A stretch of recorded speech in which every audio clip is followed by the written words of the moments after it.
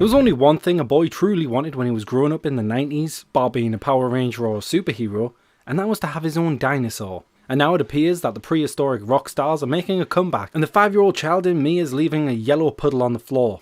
Unfortunately, the adult in me is tying a belt around the banister, as after playing Orion Dino-Horde, he has become sick to death of a never-ending stream of glitches, bugs and crashes that have been so frustrating and frequent that I now just laugh in despair. As it has ripped out my heart so often, I'm now devoid of feeling, like some kid who wears tight jeans and a black trench coat. I have clocked up a fair amount of hours on Orion Dino-Horde in order to explore this game to its fullest, and yet every time I would play the game there would be at least one problem with it. At times during gameplay when I was causing mass genocide on an alien planet, I was reduced to tears by this screen, and I wish I was the only person getting these bugs, but sadly I'm not. And these are all problems that need addressing and should not be in a final game, let alone a one that's been out for a few months. This doesn't mean, however, that Dino-Horde is a bad game. It just means that it has something rotten at its core, like He Who Shall Not Be Named or a certain fast food franchise mascot that will remain nameless because I will get my arse hauled off to court. On the contrary, Dino-Horde is a fantastic little game, best described as a hybrid baby of Nazi zombies in Jurassic Park, if this child had been raised and nurtured by Halo's Master Chief. You have waves upon waves of your prehistoric pals running directly at you, as if you have Bite Me wrote on your forehead and a stall selling a selection of grilled meat on your back. In Dino-Horde, your main objective is to avoid the business end of anything with teeth, ranging from little compies to 7-foot raptors to the huge death machines, the Spinosaurus and the one and only T-Rex. To survive this, you can go it alone with nothing but your cunning and your mitts, but in my opinion, anything above normal difficulty would have you running and screaming away like a child who's just seen a spider. A really big spider. So it's best to team up with 5 players online and kick some prehistoric butt. The Halo aspects of the game is the large, open and luscious Halo-esque landscapes that are screaming adventure. The design is impeccable, and the fact that each world is kind of its own living, breathing entity is amazing.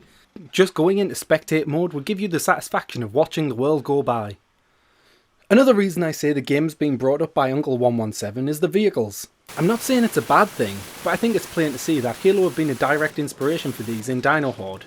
We have Warthog, a ghost-like machine, and the Scorpion. Heck, we even have the newest addition, the Mantis. Most of these feel a bit useless until you realise how to use them, and at first it felt like just running over the lizard landlubbers was the best thing to do. The only incentive not to hit and run in the vehicles is the fact you get 1/5 of the in-game currency credits. Credits that you need to get better weapons and abilities. The weapons are pretty much the norm, and nothing special, but once I had a faithful shotgun and sniper rifle in my possession, there was nothing else worth buying. There are specials relevant to your class, which is either a rocket launcher, minigun or a Rambo style bow. I felt these were a little pointless. The bow, for example, was a little underpowered.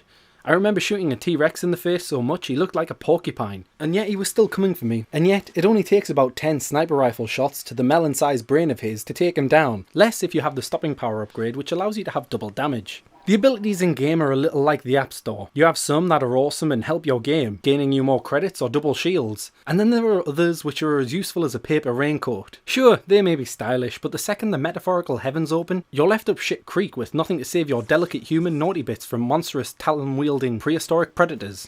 The gameplay in Dino-Horde is a bit blocky. The movement at times can feel temperamental and you find yourself screaming at the monitor asking it why instead of reviving your teammate, your character span around in a circle. Though these minor bugs seem forgivable and are few and far between, there are the bigger issues with the game crashing. There are other game modes in Dino-Horde as well, but with very few people to play the PvP matches, and with my recording failing I haven't the footage to show you, but there are the standard modes that you would expect, such as Team Deathmatch and King of the Hill. There is a match called Gun Game, which I can only assume is the same as the Call of Duty gun game, grabbing a new and arguably better gun for every kill in the game. Although to me, Dino-Horde could be a fantastic game that I would happily play again in a game with friends. I feel I have to warn people that are buying Dino-Horde that it has more bugs than Windows ME. Dino-Horde is a cool little game and very cheap at the moment, but I can't recommend people go out and buy it in its current bug-riddled state. But it is a lot of fun to slaughter thousands upon thousands of dinos.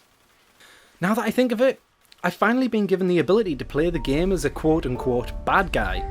Being the invader, destroying the locals and killing everything that opposes the colonization of the planet. Slaughtering the natives, the majestic, colossal creatures. But at what cost? But at what cost?